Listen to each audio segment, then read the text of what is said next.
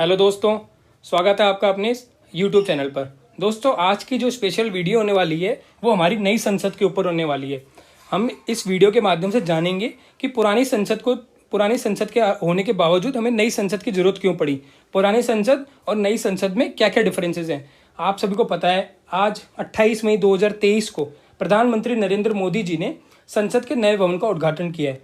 तो इस वीडियो के माध्यम से हम कुछ एक पॉइंट डिस्कस करेंगे, जो एक बार देख लेते हैं कि नई संसद और पुरानी संसद में क्या फ़र्क है, दोनों में क्या क्या डिफरेंसेस हैं, कोई सीट में फ़र्क है, स्ट्रक्चर में क्या फ़र्क है, उसकी बनावट कैसी है। जो भी फ़र्क है हम इस वीडियो में डिस्कस करेंगे। संविधान के कौन से भाग में, कौन से अनुच्छेद में संसद का वर्णन किया हुआ है, ये भी हम इसी वीडियो में डिस्कस करेंगे। जॉइंट सेशन, जो संयुक्त सदन जब लगता है तो वो कहाँ पर होगा, नई संसद में होगा, पुरानी संसद में होगा, या उसके लिए कोई और प्रोविज़न रखा है। संगोल क्या है, राजदंड, आपने देखा होगा आज मीडिया में भी बहुत हॉट टॉपिक चल रहा है कि संगोल, राजदंड, ये क्या है। इसके बारे में भी इसी वीडियो में हम डिटेल से पढ़ेंगे। पहली कैबिनेट और वर्तमान कैबिनेट, ये टॉपिक्स एसएससी का फेवरेट टॉपिक है, पॉलिटी से हर बार क्वेश्चन आता है, तो ये भी इसी वीडियो में डिस्कस करेंगे। तो एंड तक इस वीडियो को देखना, ये वीडियो आपके लिए बहुत हेल्पफुल होने वाला है। दोस्तों, वीडियो शुरू करने से पहले अगर आपने हमारा चैनल सब्सक्राइब नहीं किया है तो प्लीज़ जाकर के चैनल को सब्सक्राइब कर लीजिए। हम ऐसे ही एसएससी और एग्जाम से रिलेटेड वीडियोस इस चैनल पर अपलोड करते रहते हैं। साथ ही में पीडीएफ डाउनलोड करने के लिए मैंने टेलीग्राम चैनल का लिंक भी डिस्क्रिप्शन बॉक्स में डाल दिया है, तो आप उस टेलीग्राम चैनल को ज्वाइन कर लीजिए। वहाँ से आपको इस वीडियो से रिलेटेड सारी पीडीएफ्स मिल जाएंगी। तो चलिए शुरू करते हैं। नई संसद और पुरानी संसद में क्या फ़र्क है। नई संसद में जो लोकसभा सीट है वो है 888, जबकि पुरानी संसद में कितनी थी, 550। आप सभी को पता होना चाहिए कि लोकसभा के जो मेंबर हैं वो है 545। तो सिर्फ 5 वैकेंट सीट है। अगर पूरे 100% सदस्य उपस्थित हो जाते हैं तो सिर्फ 5 सदस्यों की सीट वहाँ पे बचती है। तो आने वाले कुछ सालों में हमें डेफिनेटली जगह की कमी के होने की वजह से नई संसद या नई जगह की जरूरत पड़ती। राज्यसभा सीट नई संसद में है 384, जबकि पुरानी संसद में थी 250। अगेन राज्यसभा सीट सभी को पता होना चाहिए, टोटल राज्यसभा सीट है 245।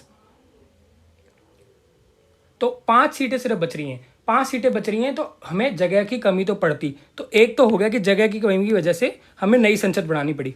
कुल सीट हमारे पास कितनी हो गई अब, 1272, जबकि पहले सिर्फ 800 थी। कुल लागत आई है 800 से 900 करोड़ के बीच में, जबकि पुरानी संसद बनाने में सिर्फ लागत थी 83 लाख।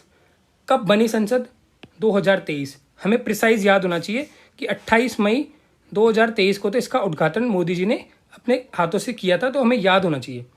और पुरानी संसद कब बनी थी, 1927 में। अंग्रेजों के ज़माने से अंग्रेजों ने ही बनाई थी अपने एडमिनिस्ट्रेशन कार्य को करने के लिए। अभी आगे मैं वीडियो में उसको डिटेल से बताऊंगा। इसका आकार कैसा है, इसका आकार है त्रिकोणाकार, जो नई संसद है उसका। पुरानी संसद का आकार है गोलाकार। सेंट्रल हॉल नई संसद में अनुपस्थित है, पुरानी संसद में उपस्थित है। नई संसद में तो अनअवेलेबल है, था ही नहीं, पुरानी संसद में था। अक्सर हम सोचते हैं कि जो नई संसद बनी उसमें तो सब कुछ होगा, सेंट्रल हॉल, ये वो सब कुछ, लेकिन नहीं, सेंट्रल हॉल नई संसद में नहीं है, जबकि पुरानी संसद में था। तो अब जॉइंट सेशन कहाँ होगा, जैसे मैंने आपको स्टार्टिंग में भी बोला था कि जॉइंट सेशन कहाँ होगा, मैं आपको बताऊंगा। तो जॉइंट सेशन होगा लोकसभा वाले चैम्बर में। लोकसभा राज्यसभा से आपको एक चीज़ और याद रखनी है कि लोकसभा का जो थीम है, जो चैम्बर बना है, जो भवन बना है, वो थीम है हमारा राष्ट्रीय पक्षी मोर। अगर आपने वीडियो भी देखे होंगे संसद के, जो आपको अब तक देख लेने चाहिए थे, वो है जो यूट्यूब पे अवेलेबल है संसद टीवी के चैनल पर, वो आपको देख लेनी चाहिए। वो बना हुआ है मोर के थीम पे, हमारा राष्ट्रीय पक्षी है मोर, उसकी थीम पे बना हुआ है। जबकि राज्यसभा जो चैम्बर बना हुआ है वो हमारा राष्ट्रीय पुष्प कमल के थीम पे बना हुआ है। कुल क्षेत्रफल की बात करें तो नई संसद का क्षेत्रफल है 64,500 स्क्वायर मीटर, जबकि पुरानी संसद का था 47,500 स्क्वायर मीटर। कुछ एक फैक्ट्स हैं वो भी देख लेते हैं। पुरानी संसद का भवन ब्रिटिश आर्किटेक्चर एडविन लुइट और हेबर्ट बेकर द्वारा डिजाइन किया गया था। ये नाम आपको लिख लेने चाहिए, याद कर लेने चाहिए। प्रीवियस ईयर क्वेश्चन आप उठा के देख लें, चाहे किरण उठा के देख लें, पिनेकल उठा के देख लें, प्रीवियस ईयर एसएससी में भरे पड़े हैं ये क्वेश्चन कि इसका आर्किटेक्चर बताओ, उसका आर्किटेक्ट बताओ। इंडिया गेट का आर्किटेक्ट कितनी बार पूछा गया है। इसका निर्माण 1921 से लेकर 1927 के बीच में किया गया। इसे जनवरी 1927 में इंपीरियल लेजिस्लेटिव काउंसिल की सीट के रूप में खोला गया। ये नाम आपको याद होना चाहिए, इंपीरियल लेजिस्लेटिव काउंसिल की सीट के रूप में खोला गया। भारत में ब्रिटिश शासन के अंत के बाद इसे संविधान सभा द्वारा और फिर से 1950 में भारत के संविधान लागू होने के बाद भारतीय संसद द्वारा अधिग्रहित कर लिया गया। अब दोस्तों एक इंपॉर्टेंट पार्ट है जो हम सभी को अब तक याद भी होना चाहिए। अगर अभी तक याद नहीं है, इस वीडियो को आपने एक बार देख लिया, उसके बाद में संसद से रिलेटेड कोई भी आर्टिकल से रिलेटेड कोई भी क्वेश्चन आएगा, आपका गलत नहीं होगा। संविधान के कौन से भाग में और कौन से अनुच्छेद में संसद का वर्णन है? तो भाग तो है 5, अध्याय है 2 और अनुच्छेद हैं 3। हमारे पास अनुच्छेद है 78 संसद, 80 राज्यसभा, 81 लोकसभा। तो ये आपको याद होने चाहिए तीनों। इनके बारे में डिटेल से बात कर लेते हैं। इंडिया अर्थात भारत राज्यों का एक संघ है। यह संसदीय प्रणाली की सरकार वाला एक स्वतंत्र प्रभुसत्ता संपन्न समाजवादी लोकतंत्रात्मक गणराज्य है। यह गणराज्य भारत के संविधान के अनुसार शासित है, जिसे संविधान सभा द्वारा 26 नवंबर 1949 को ग्रहण किया गया था, जो 26 जनवरी 1950 को प्रवत्त हुआ। अब आपको पता चल गया कि हम संविधान दिवस 26 नवंबर को क्यों मनाते हैं और गणतंत्र दिवस 26 जनवरी को क्यों मनाते हैं। अभी डे वाला टॉपिक हुआ था तो मैंने आपको स्पेशली बताया था कि 26 नवंबर आपको याद रखना है। 26 जनवरी तो सभी को याद है गणतंत्र दिवस है, लेकिन 26 नवंबर संविधान दिवस है, ये भी हमें याद होना चाहिए। भारत के संविधान के अनुच्छेद 79 के अनुसार संसद भारत के राष्ट्रपति सदन के दोनों सदनों यथा राज्यसभा और लोकसभा से मिलकर बनती है। संसद 3 पार्ट से मिलकर बनती है मेनली, राष्ट्रपति, Rajya Sabha upper house, Lok Sabha lower house. इसमें हम प्रधानमंत्री या हमारे जो सीजे इनको इंक्लूड नहीं करना, सिर्फ 3 पार्ट है जो हमें याद रखनी चाहिए। कई बार पूछा होता है कि संसद के कितने अंग हैं, तो हम लोकसभा राज्यसभा तो याद रखते हैं, लेकिन हमारे राष्ट्रपति महोदय को भूल जाते हैं, तो वो भी हमें याद होना चाहिए कि 3 अंग होते हैं संसद के। अब राज्यसभा के बारे में पढ़ लेते हैं। राज्यसभा के सदस्यों की अधिकतम संख्या 250 हो सकती है। भारत के संविधान के अनुच्छेद 80 में यह उपबंध दिया गया है कि 12 सदस्य भारत के राष्ट्रपति द्वारा नामित किए जाने होते हैं और राज्यों से 238 से अधिक प्रतिनिधि एकल संक्रमणीय मत के द्वारा अनुपातिक प्रतिनिधित्व के पद्धति द्वारा राज्य विधानसभाओं के निर्वाचित सदस्यों द्वारा निर्वाचित किए जाते हैं। दोस्तों ये लाइन एज इट इज आपको याद होनी चाहिए। एज इट इज मतलब एज इट इज, एक एक वर्ड आपको याद होना चाहिए। एकल संक्रमणीय मत के द्वारा अनुपातिक प्रतिनिधित्व की पद्धति के अनुसार एज इट इज क्वेश्चन आ जाता है। अब प्रीवियस ईयर की कोई भी बुक उठा के देख लीजिए। लोकसभा के निर्वाचित सदस्यों की अधिकतम संख्या 550 है। 530 सदस्य तो हमारे जो संघ राज्य क्षेत्र से 20 सदस्य। राज्यों से कितने आएंगे दोस्तों? 530, और संघ राज्य क्षेत्र से कितने आएंगे? अधिक से अधिक 20 सदस्य आएंगे। संगोल राजदंड क्या है? दोस्तों ये क्वेश्चन हमारे आगे पीछे घूमते रहते हैं, करंट अफेयर के हमारे आंखों के सामने होते हैं, लेकिन हम देख नहीं पाते। अब ये संगोल राजदंड इतनी बार हमने मीडिया में तो देख लिया, अगर हमारा ध्यान नहीं गया कि संगोल शब्द कहाँ से आया, कौन से राजवंश से आया, किस एरिया से आया। मान लीजिए कल को क्वेश्चन आ जाता है कि संगोल शब्द का किस राज्य से संबंध है, उसमें 4 ऑप्शन आ जाएंगे, तमिलनाडु, राजस्थान, हरियाणा या सिक्किम या साउथ ईस्ट नॉर्थ ईस्ट का कोई भी राज्य आ जाएगा। तो अगर हमें नहीं पढ़ा है हमने, तो हम याद नहीं लगा सकते इसका आंसर, कुछ भी हो जाए हमें नहीं याद आएगा कि तमिल शब्द है। इसीलिए करंट अफेयर हमारे आगों के आगे ही घूम रही होती है, तो हमें उसको ग्रैब करना चाहिए। अभी IPL चल रहा है, अब उसमें हम तो लग जाएंगे कि ये टीम जीतेगी, चेन्नई जीतेगी कि मुंबई जीतेगी, गुजरात जीतेगी या फिर बेंगलोर जीतेगी, पर हम ये नहीं देखेंगे कि पर्पल कैप किसको मिली, पिछली बार फाइनल में कौन कौन खेला था, इस बार कौन कौन खेल रहा है, कौन सी टीम ने कितनी बार जीत लिया, या किस प्लेयर ने कितनी ज़्यादा सेंचुरी मार ली। तो वो सब हमें करंट अफेयर से रिलेट करते हुए ये चीज़ें देखनी है। तो संगोल के बारे में देख लेते हैं कि जब 1947 में माउंटबेटन से हमारे प्राइम मिनिस्टर पंडित जवाहरलाल नेहरू जी को जब पावर ट्रांसफ़र हो रही थी, तो तमिल से एक राजदंड आया था जो वो बता रहा था, जो मैंने इसमें लिखा हुआ एक बार पढ़ लेते हैं।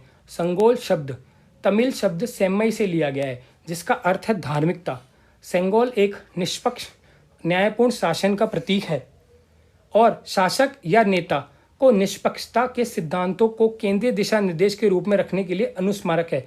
मतलब कि ये याद दिलाता है, किसको याद दिलाता है? या तो शासक हो या नेता हो, को याद दिलाता है कि आपको निष्पक्षता से काम करना है, आपको न्यायपूर्ण शासन करना है। तो उसके लिए तमिल के यहाँ से जो लोग आए थे, उन्होंने पंडित जवाहरलाल नेहरू जी को ये दिया था कि इसकी मेमोरी में आप अच्छी तरह से शासन करेंगे। तो ये 5 फीट की लंबाई का होता है, टुकड़ा होता है, जिसपे सोने की परत चढ़ी होती है। सेंगोल के सिर पर यानी टॉप पर भगवान शिव के पवित्र बैल नंदी की नक्काशी की हुई है। तो ये हमें याद होना चाहिए कि सेंगोल कहाँ से आया, इसका मतलब क्या होता है, इसकी स्ट्रक्चर कैसा है, तो हमें पता होना चाहिए। इसके लिए मैंने एक फ़ोटो भी रखी है, आप देख सकते हैं। इस तरह से नंदी बैल जो हम नंदी महाराज, इसके ऊपर नक्काशी किए हुए हैं। ये कुछ एक इन्फॉर्मेशन है, इसके लिए आप देख सकते हैं। पहली कैबिनेट और वर्तमान कैबिनेट दोस्तों ये क्वेश्चन एसएससी में इतनी बार आता है, या पहली कैबिनेट से आएगा या वर्तमान कैबिनेट से आएगा, कि हमारे पहले गृह मंत्री कौन थे, हमारे पहले कृषि मंत्री कौन थे, हमारा रेल बजट किसने बनाया, या पहला हमारा जो सेंट्रल गवर्नमेंट का बजट है वो किसने पढ़ा। इस तरह से क्वेश्चन एसएससी घुमा फिरा के पूछता रहता है। तो चाहे पहली कैबिनेट हो, वर्तमान कैबिनेट हो, अब वर्तमान कैबिनेट कौन सी वो भी हमें याद होना चाहिए कि 17वीं कैबिनेट है। तो इस तरह से एसएससी घुमा घुमा के क्वेश्चन पूछता है और हमें घुमा घुमा के आंसर करने चाहिए ताकि हमें कोई भी क्वेश्चन रह नहीं जाए। तो प्रधानमंत्री उस समय कौन थे, सभी को पता है, जवाहरलाल नेहरू जी। इस समय प्रधानमंत्री कौन है, नरेंद्र मोदी जी। गृह मंत्री सरदार वल्लभ भाई पटेल। अभी कौन है, अमित शाह। खाद्य एवं कृषि मंत्री कौन है, डॉक्टर राजेंद्र प्रसाद। कृषि और किसान कल्याण मंत्रालय, नाम चेंज हो गया है तो वो मंत्रालय मैंने यहाँ नीचे लिख दिया है, वो है नरेंद्र सिंह तोमर। शिक्षा मंत्री हैं डॉक्टर अब्दुल कलाम आज़ाद। पिछले वीडियो इंपॉर्टेंट डेज का आंसर यही है। अगर आपने वीडियो पूरा देखा होगा तो आपको पता होगा कि मैंने आपसे क्वेश्चन पूछा था कि नेशनल एजुकेशन डे कब मनाया जाता है या फिर किसकी याद में मनाया जाता है, तो उसी क्वेश्चन का आंसर है ये। अभी शिक्षा मंत्री कौन है, धर्मेंद्र प्रधान। मैंने याद कैसे किया कि धर्म है हमारा सबसे बड़ा धर्म क्या है, शिक्षा, तो इससे हम याद कर सकते हैं कि शिक्षा मंत्री हैं धर्मेंद्र प्रधान। रेलवे एवं परिवहन मंत्री डॉक्टर जॉन मथाई। किरण उठा के देख लीजिए, उसमें पॉलिटी का सेशन उठा के देख लीजिए, आपको क्वेश्चन डेफिनेटली मिल जाएगा। अभी कौन है रेल मंत्री, अश्विनी वैष्णव, और इनके पास एक और मंत्रालय, संचार मंत्रालय। रक्षा मंत्री उस टाइम थे सरदार बल्लेव सिंह। अभी हैं राजनाथ सिंह। वित्त मंत्री थे आर षणमुखम के शेट्टी। अभी हैं निर्मला सीतारमण। विधि मंत्री डॉक्टर BR अम्बेडकर, सभी को याद है और याद होना भी चाहिए। अभी हैं कानून एवं न्याय मंत्रालय के मंत्री कौन है, अर्जुन राम मेघवाल। ये राज्य मंत्री है लेकिन इनके पास स्वतंत्र प्रभार है। श्रम मंत्री जगजीवन राम। अब किसके पास है श्रम एवं रोजगार मंत्रालय, पर्यावरण वन एवं जलवायु परिवर्तन मंत्रालय किसके पास है, भूपेंद्र यादव। देखिए मैं याद करने का थोड़ा तरीका बताता हूँ। पर्यावरण भूमि से रिलेटेड है, वन भूमि से रिलेटेड है, और श्रमिक लोग श्रम कहाँ करते हैं, भूमि में, तो भू से भूमि, भूपेंद्र यादव आप अच्छी तरह से याद कर सकते हैं। ये सब ट्रिक है, इसको कहीं भी अदरवाइज ना लीजिए। स्वास्थ्य मंत्री उस समय थी प्रथम कैबिनेट में राजकुमारी अमृत कौर। अभी हैं मनसुख मांडविया। इनके पास कौन सा मंत्रालय है, स्वास्थ्य एवं परिवार कल्याण मंत्रालय। वाणिज्य मंत्री थे C भाभा H। अभी हैं पीयूष गोयल। संचार मंत्री थे रफ़ी अहमद किदवई। अभी है अश्विन वैष्णव। इनके पास कौन सा एक मंत्रालय था, मैंने ऊपर बताया था आपको, रेल मंत्रालय। उद्योग एवं आपूर्ति मंत्री थे डॉक्टर श्यामा प्रसाद मुखर्जी। कार्य खनन एवं ऊर्जा मंत्री थे V गॉडगिल N। अभी कौन है, राजकुमार सिंह। इनके पास कौन कौन से मंत्रालय हैं, बिजली मंत्रालय, नवीन एवं नवीकरणीय ऊर्जा मंत्रालय। विदेश मंत्रालय अभी है डॉक्टर सुब्रमण्यम जयशंकर, सभी को इनका नाम याद है। महिला एवं बाल विकास मंत्रालय, अल्पसंख्यक कार्य मंत्रालय किनके पास है, स्मृति जुबिन ईरानी के पास है। जनजाति कार्य मंत्रालय अर्जुन मुंडा जी के पास है। पवन पोत परिवहन और जलमार्ग मंत्रालय सर्बानंद सोनोवाल के पास है। नागरिक विमानन मंत्रालय ज्योतिरादित्य सिंधिया जी के पास है। सड़क परिवहन एवं राजमार्ग मंत्रालय श्री नितिन जयराम गडकरी जी के पास है। जल शक्ति मंत्रालय है गजेंद्र सिंह शेखावत जी के पास। पेट्रोलियम एवं प्राकृतिक गैस मंत्रालय, शहरी एवं आवास एवं शहरी कार्य मंत्रालय है हरदीप सिंह पुरी जी के पास। सूचना एवं प्रसारण मंत्रालय है अनुराग सिंह ठाकुर के पास। दोस्तों इसके अलावा कुछ एक फैक्ट्स हैं जो लोकसभा के प्रथम स्पीकर या प्रथम उपाध्यक्ष के रिलेटेड हैं, तो वो भी हमें याद होने चाहिए। प्रथम लोकसभा स्पीकर कौन है, GV मावलंकर, गणेश वासुदेव मावलंकर। प्रथम लोकसभा उपाध्यक्ष कौन है, अनंत शयनम आयनगर। वर्तमान लोकसभा स्पीकर कौन है, श्री ओम बिरला जी। उपाध्यक्ष का पद दोस्तों 30 जून 2019 से खाली है। प्रथम लोकसभा महिला स्पीकर, महिला जो भी वो भी हमें याद होनी चाहिए, पहली महिला कौन थी, तो मीरा कुमार थी पहली महिला लोकसभा स्पीकर। दोस्तों अगर आपने ये वीडियो यहाँ तक देख लिया है और इसके नोट्स अच्छे से बना लिए या फिर आपने PDF से रिवाइज कर लिया, तो संसद से रिलेटेड कोई भी क्वेश्चन आपका रहेगा नहीं, सभी क्वेश्चन इसी में कवर हो जाएंगे। तो अगर आपने हमारे चैनल को सब्सक्राइब नहीं किया है तो चैनल को सब्सक्राइब कर लीजिए और PDF के लिए टेलीग्राम चैनल को ज्वाइन कर लीजिए। अगर आपको हमारी मेहनत पसंद आ रही है तो वीडियो को लाइक भी कर दीजिएगा। थैंक यू, जय हिंद।